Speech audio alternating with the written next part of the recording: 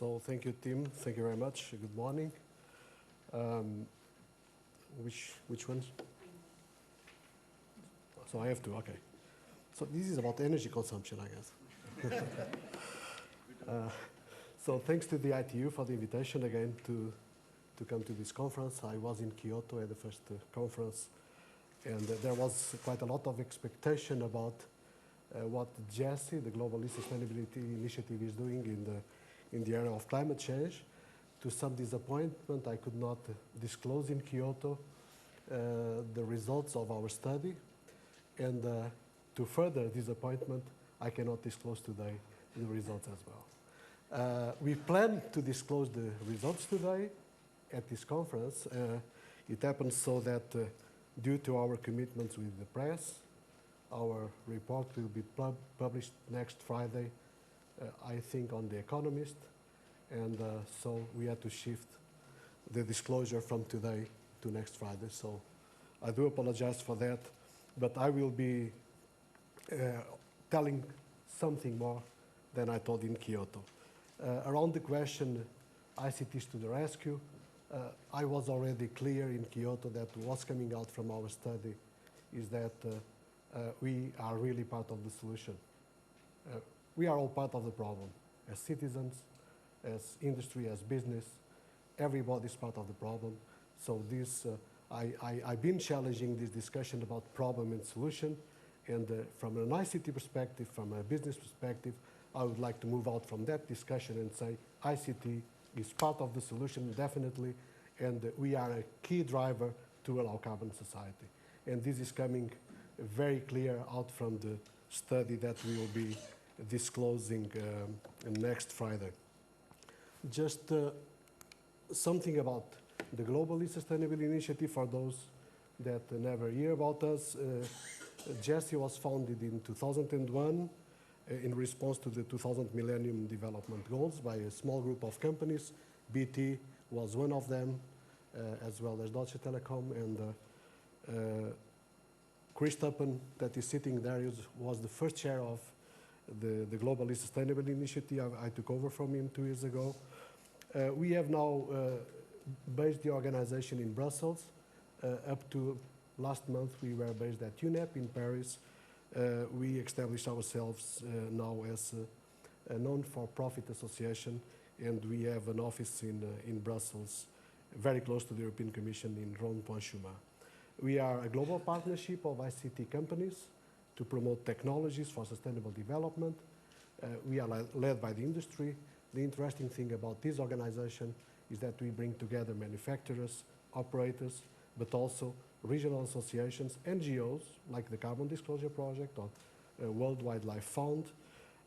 We have partnerships with the World Business Council for Sustainable Development, with the World Economic Forum. ITU was a founding member of this organization, so we want to further develop this partnership, and Malcolm already mentioned it at his opening speech, and we are ready to do that. And of course, as a sustainable organization, we address the triple bottom line. This is our current membership. This membership has been increasing steadily. The last 2 years, we got around 10 more members. It's a quite impressive set of corporations around the world, as you can see. The good news is that our membership is enlarging to AT&T, to South Korea Telecom, to TeliaSonera, Huawei in China, HTC in Taiwan, Telstra in Australia, and IBM just yesterday called me showing their interest in joining the initiative. And this shows how this initiative has been really playing a role in the sustainable development area. So now moving to the, let's say, to the key area of this conference, ICT and climate change. The global climate context. So what is the role of the ICT sector? What role should we play in climate change solutions, and what are the sector's own footprint's contribution to the emission would be in 2020? We know that the global CO2 emissions in 2002 were around 40 gigatons of CO2. These emissions are here clearly shown and distributed by different sectors in percentage, and also by different regions. As you can see, most of the emissions are coming from this block, rest of the world, other industrialized countries and China, and OECD and Europe, US and Canada have a proportion of 30% of emissions. We decided some 9 months ago, and we thought in GSE that it was important to do a study around the carbon change discussion, or the climate change discussion.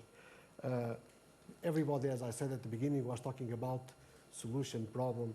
We thought, well, we think we are part of the solution, so why don't we advance? Why don't we do something meaningful inside GSE? Why don't we partner with someone to look at this in depth, and let's evaluate our own footprint, because we recognize that we are part of a problem, but mostly let's look at the opportunities. There are clearly business opportunities, and we thought that there were clear carbon reduction opportunities within our sector. Therefore, Nigel, we decided to make one more study. You mentioned a couple of them, but I would like to say that this is the study. There is no other global study of this dimension up to now. And I would like to invite you next Friday to have a look at it in more depth, and you'll see very astonishing results coming out from this study. We call it Smart 2020, enabling the low carbon economy in the information age. We wanted to do this study in partnership with the climate group. We wanted this to be an independent study. We don't want it to be an industry study. And McKinsey run the study on our behalf together with the climate group. We set out to answer the questions that you can see here. Those that were in Kyoto may remember already these questions. We started from these core 4 questions. How can ICT reduce their own carbon footprint? So let's look at us. What are we doing as a sector? How can ICT reduce the footprint of other processes and sectors? How can ICT capture new business opportunities? Because, well, that's it's all about also business opportunities in the low carbon economy. And how can ICT enable new opportunities for other sectors? How can we help other sectors to reduce their own footprint?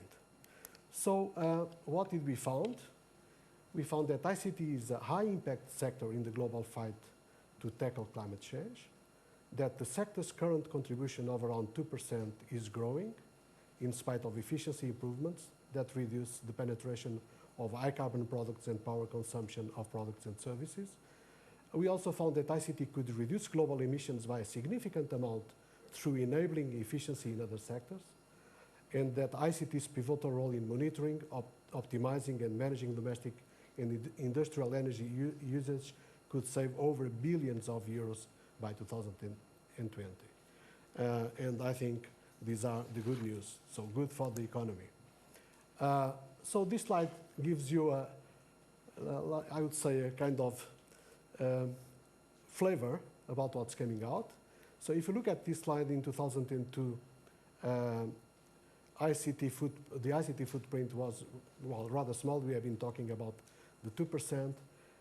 By 2020, in a business as usual scenario, our footprint will increase, of course, but the potential abatements are much bigger, and the ICT enabling role is greater than the direct impact on emissions. And you can see that from this, let's say, this yellow mark, that is the size of our enabling impact. And if you compare it with our own footprint, it really makes a difference. So we also analyzed the Telecoms direct footprint in our study, which is made up of the network and the devices that connect to it. This slide, I would like the IT not to disclose it up to Friday, while it's now live on the presentation. But as you can see, there will be over 7 billion mobile fixed line and broadband accounts by 2020. This is driven by growth in demand in emerging economies.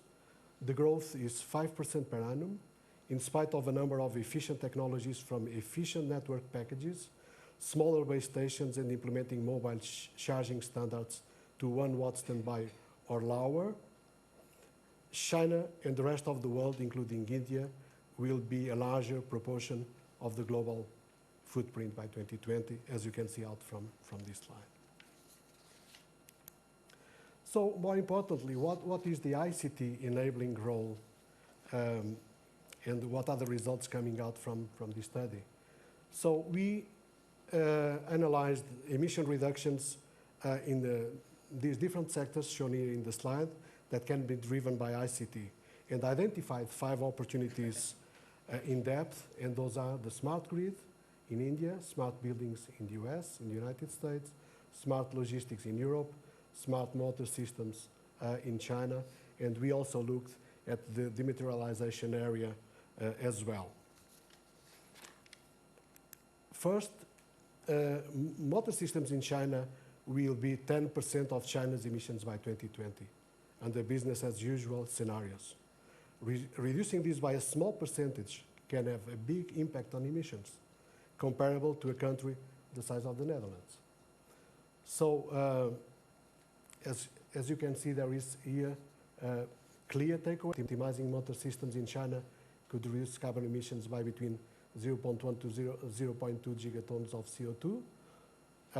And if you put a cost of carbon of 20 euros per ton, that would imply a stake of up 12 billion euros per year.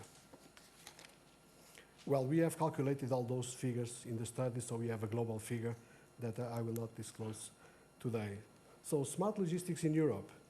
Emissions in logistics will mainly be driven by an increase in road transport, and ICT can reduce this through a number of technology solutions that already exist. The solutions include tools for better inventory management, reducing the number of trips taken by vehicles or the number of miles traveled through central logistics optimizations platforms. So the key takeaways from this area that we analyze, the implementation of efficient logistics levers enabled ICT. By ICT could result in emissions reduction of approximately 27%. So road transport abatement opportunities represent 70% of the total abatement potential from energy efficiency measures. So here, again, clear results and benefits. When it comes to smart buildings in North America, it is possible to reduce emissions by 29% in buildings. But the main role for ICT is in energy management or building management systems and reducing the need for heating and lighting.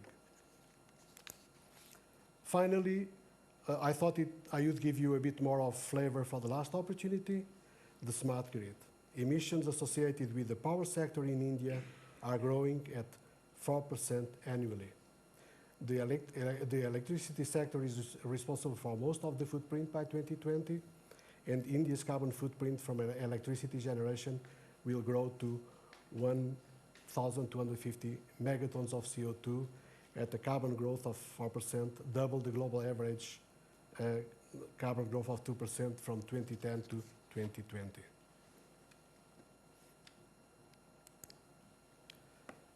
Emissions from T&C are higher in India than in the OECD countries, so reducing this even by 30% would bring a number of benefits.